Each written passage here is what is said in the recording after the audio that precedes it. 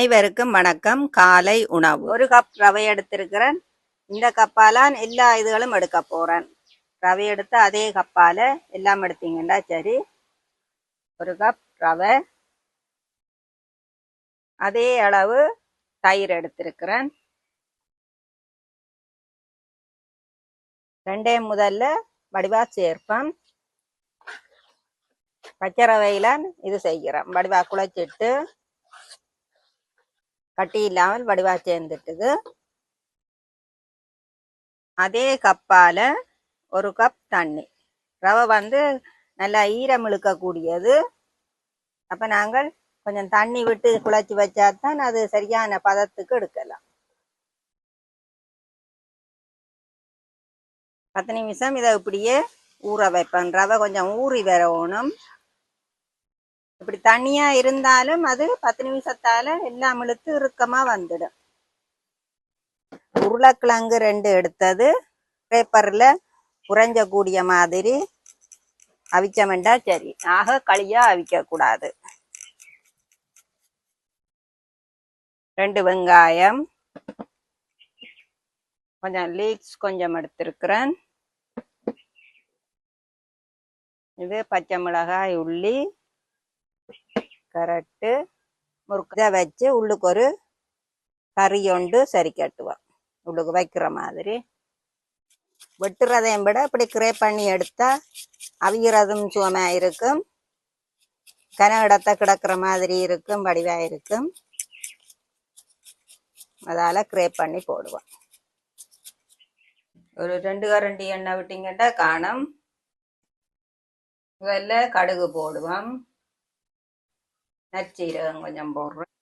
கருவேப்பமில, வெங்காயம்,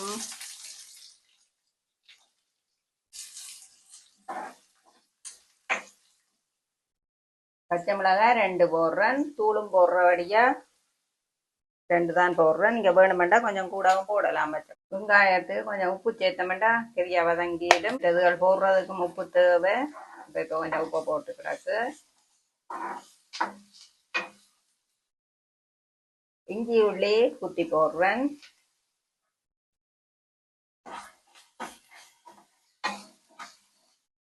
லீக்ஸ் கொஞ்சம் போடுறேன். கரட்டும் ஸ்ப்ரே பண்ணதை இதோட சேர்ப்பேன். இப்ப இதுல உரைப்புக்கு கறித்தூள் தான் நான் போடுறேன். இதுக்கு மல்லி, சீரகம் எல்லாம் சேர்ந்தது.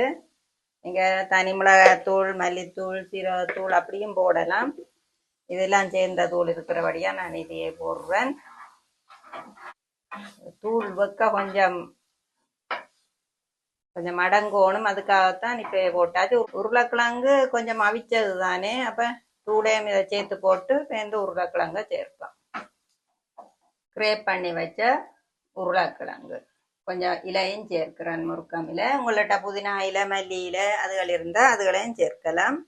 ஏதாவது ஒரு இலை வகை சேர்த்தீங்கன்னா கொஞ்சம் சத்தும் நல்லாவும் இருக்கும். இந்த கூட்டு எந்த வழியாண்டாலும் நாங்கள் இந்த உடம்புக்கு சத்துக்களை சேர்க்கத்தானே வேணும். அப்ப இந்த இலைகளை சேர்க்கிறது நல்ல. காணாட்டி பார்த்து கொஞ்சம் உப்பையும் சேர்த்து கொள்ளுங்க. கொஞ்சம் உப்பு போடுறேன். வடிவா சேர்த்து போட்டு இறக்கி எடுப்போம்.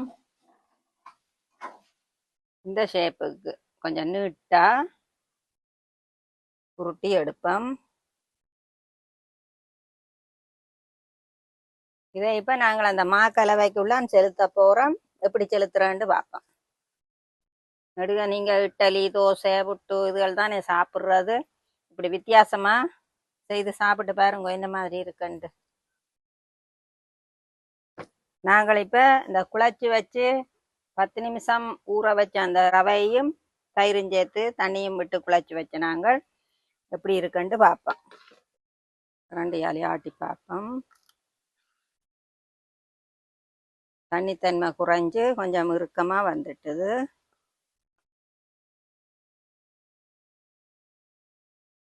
இப்ப இதுக்கு ஒரு சொட்டு மஞ்சள் தூள் போடுறேன் கலருக்காக.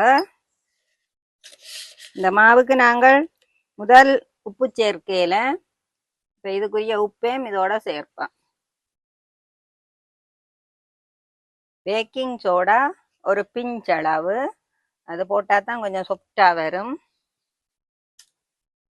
இதோட கொஞ்சம் கருவேப்பமிலையும் சேர்க்கிறேன் சின்னதாக வெட்டி. அளவான தண்ணித்தன்மையாக இருக்கு. பேக்கிங் சோடா போட்டது கொஞ்சம் நேரம் அடித்து கலக்கினாத்தான் அது இந்த இதுவும் சேர்ந்து கொஞ்சம் சொஃப்டாக வரும். இப்போ நான் வாழை இலை கப்பில் தான் அதை ஊற்றி அவிய விட போகிறேன். அன்றைக்கு செய்து காட்டின ஒரு கப், அதுக்குள்ளதான் இப்படி ஒரு வளையம் மாதிரி இப்படி ஒரு வளையம் மாதிரி செய்து போட்டு இதில் ஈக்கு குத்தி விட்டா கலராம இருக்கும். மேல் பக்கமும் அதே மாதிரி ஈக்க குத்தி விடுவேன். இது சில்வர் கப்பிலும் அவிக்கலாம். நான் இது வாழை இலையில செய்கிறது கொஞ்சம் டேஸ்டாகவும் இருக்கும் என்றதுக்காகத்தான் இதை நான் அடிக்கப் மாதிரி வச்சு இதை மேலே வைக்கிறேன். இதுக்குள்ள நான் இப்போ மாக்கலவை ஊற்ற போகிறேன். இது மாதிரி 4 சரி கட்டி வச்சிருக்கிறேன். சட்டிக்க வச்சுட்டு எல்லாத்தையும் விடுவேன். வாழை இலை கப்புக்கு கொஞ்சம் எண்ணெயும் பூசணும். எண்ணெய் பூசினா கலட்டுறது ஈஸியாக இருக்கும். வாழையில கலண்டு தரும் என்றாலும் கொஞ்சம் ஒட்டி பிஞ்ச மாதிரி எல்லாம் இருக்கும். எண்ணெய் பூசினா நல்ல சேப்பாக வரும். இதுக்கு மாவை ஊற்றுவோம். அரைவாசிக்கு ஊற்றினா காணும்.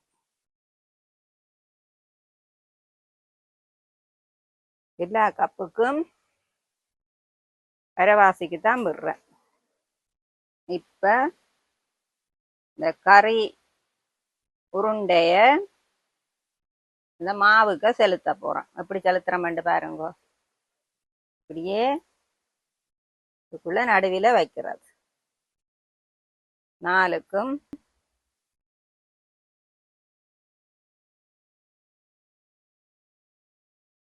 கொஞ்சம் சரியா பார்க்கும் அப்படியே பிடிச்சு வச்சு மேலுக்கு அதை மறைக்கிற அளவுக்கு மாவிட்டிங்கண்டா சரி.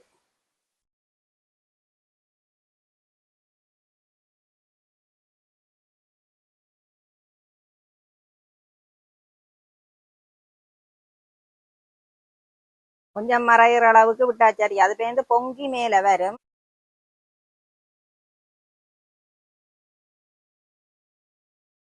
எல்லாம் நிரம்ப விட்டாச்சு. இப்போ இதை மூடி ஸ்டீம் பண்ணித்தான் இதை அவிக்க போகிறோம். இப்படியே மூடிட்டு இட்டலி அவிக்கிற மாதிரி ஸ்டீம் பண்ணி அவிப்போம். அவிஞ்சு ரக்கி கொண்டு வந்துட்டேன். பாப்போம் என்னன்னு பார்த்து ரக்குறேன். பாருங்கோ, ஒவ்வொரு ஷேப்பில் வந்திருக்குது.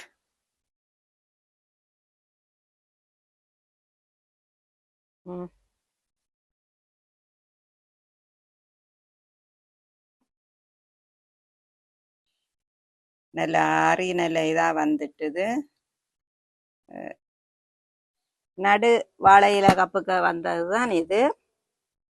இதை நாங்கள் இப்போ வெட்டி பார்ப்போம். 6 போலாம் வெட்டணும். சுட சுட வெட்டினீங்கன்னா அப்படியே களியா இருக்கும்.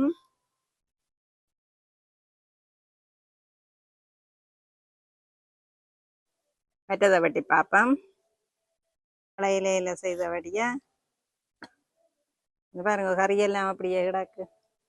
இந்த பீஸை வெட்டி பார்ப்போம். இது வித்தியாசமான சாப்பாடு தான். நீங்கள் இட்லி தோசை நடுக்க சாப்பிட்றதானே இதை செய்து பாருங்க. டேஸ்ட் எல்லாம் சாப்பிட்டு பார்ப்போம் இருக்குண்டு.